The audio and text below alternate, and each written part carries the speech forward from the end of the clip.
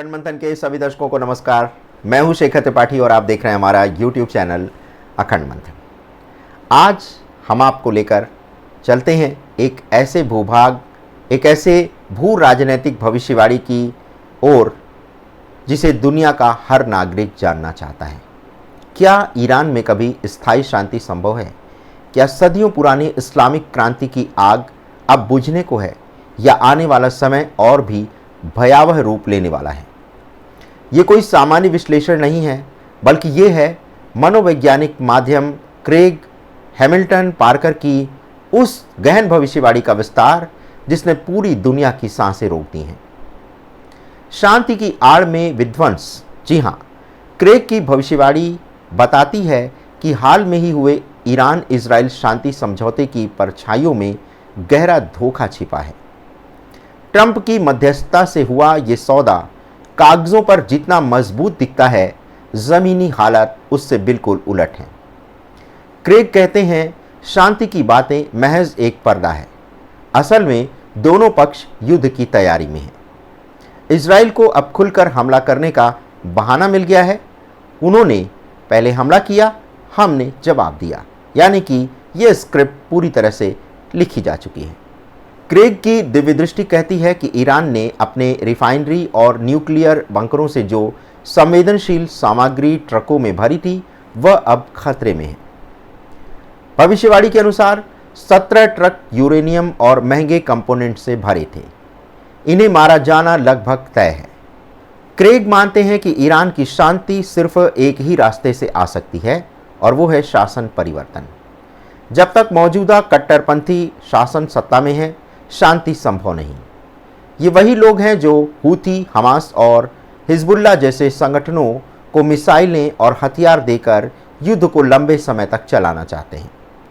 Parker कहते हैं, रूस चुपचाप सब देख रहा है। वो ईरान को खोना नहीं चाहता, सीरिया की तरह।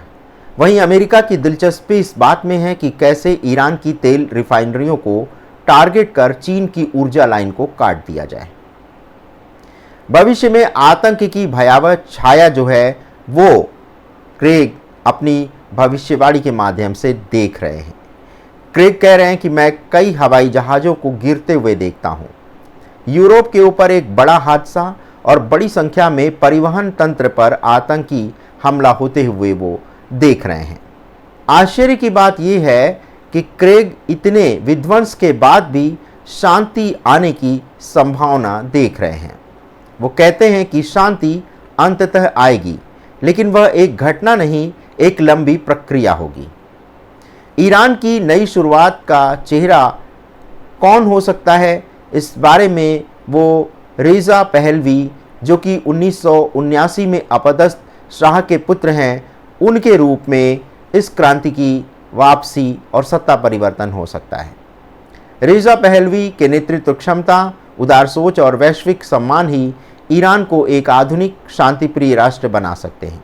एक नई पहचान के रूप में वो ईरान का भविष्य देखते हुए कह रहे हैं कि एक नई ईरानी सभ्यता की कल्पना अब साकार होने वाली है।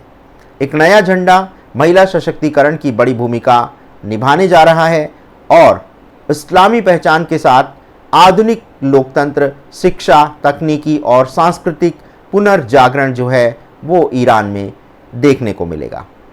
ईरान में जोरास्ट्रियन, ईसाई, बहाई और सभी विचारधाराएं फिर से उठेंगी। फारसी सभ्यता का पुनर्जन्म होगा। तो कुल मिलाकर के उनकी भविष्यवाणी का यह निष्कर्ष है कि पहले भीतर की शांति और अंत में बाहर की शांति।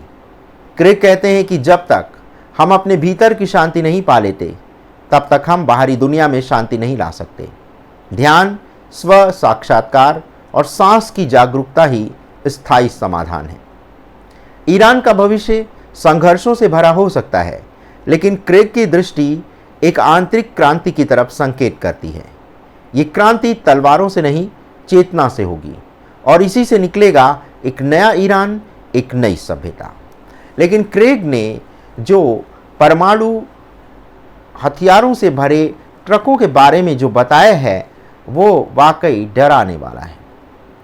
और ये सामग्री अगर विस्फोट होती है, तो एक बार फिर संसार की पूरी मीडिया में ईरान सुर्खियां बन सकता है और विध्वंस का एक नया इतिहास भी रच सकता है।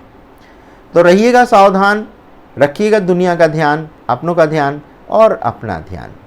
लेकिन इसी के साथ अखंड मंथन को सब्सक्राइब, लाइक और शेयर करना मत भूलिएगा, क्योंकि यही एक ऐसा माध्यम है जो आपको निष्पक्ष भाव से आपको आने वाले समय की जानकारी बहुत ही शांति से प्रदान करता है, और वो भी संसार के कई भविष्य दृष्टाओं, कई राजनयिक वेताओं और कई जो है परंपरावादी दार्शनिकों की जो भविष्यवाणियाँ हैं उसको अखंड मंथन आपके सामने इसीलिए प्रस्तुत करता है ताकि आपको आने वाले समय की झलक मिले और उसके अनुसार आप अपने जीवन को आगे उसी आवश्यकता अनुसार ढाल लें। तो आज के एपिसोड में बस इतना ही। मिलते हैं क्रेग हैमिल्टन की अगली भविष्यवाणी के साथ और कुछ नए विचारकों की भविष्यवाणी के साथ। तब तक के लिए हमें अनुमति दें। धन्यवाद। नमस्कार।